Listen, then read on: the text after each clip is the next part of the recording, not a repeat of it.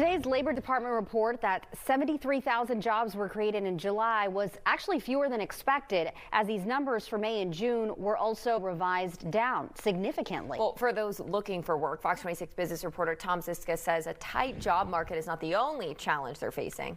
Caroline, Rasha, you've either had the experience or you've heard it from someone else who's applied for a bunch of jobs, maybe hundreds of jobs, and they've heard nothing. Truth is, there's often a computer program or artificial intelligence that decides in an instant whether you get more than a passing look. There's also a way to improve your odds.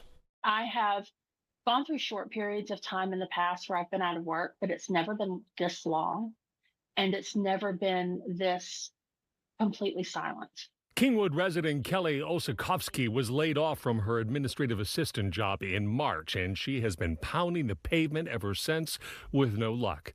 She says she has found fewer job openings, lower pay scales, and frustration that a computer is deciding whether she's worthy. I've been doing this for a long time. I understand the rules of the game, but it's frustrating when you take all those steps and then you realize there's no person on the other side reading any of this anyway. You really have to know how to apply. Julia Belloc is a resume expert with the online service KRIV. She says employers are increasingly using so-called applicant tracking system software, or ATS, to weed through the initial crush of applicants to decide which ones are worth consideration for a human recruiter. If the software doesn't like what it sees, the application gets tossed in the proverbial trash. But there are some things you can do to improve your odds against an ATS screening. And it may sound like a no-brainer for some people, but it begins with customizing your resume for each application you file. By that, I mean each job posting lists specific requirements it wants from the successful applicant. So if you've done that job or you've got that skill, then say so in your resume.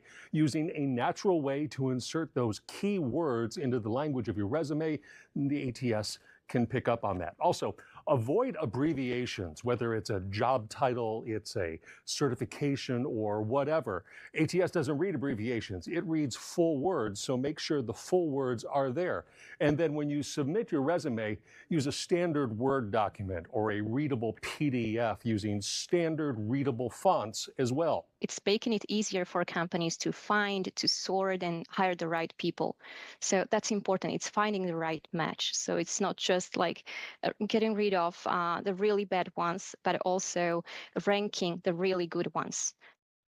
And a cautionary tale about inserting those keywords in your resume. Don't go overboard with it. The ATS screening can also dock you for that as well. If you're unsure, and it's understandable, there are a number of services like KRIV that will check your resume for free to see if it fits. And if you want more help, there's also typically a subscription for more intense work to help you get a job. Good luck. Tom Zizka, Fox 26 News.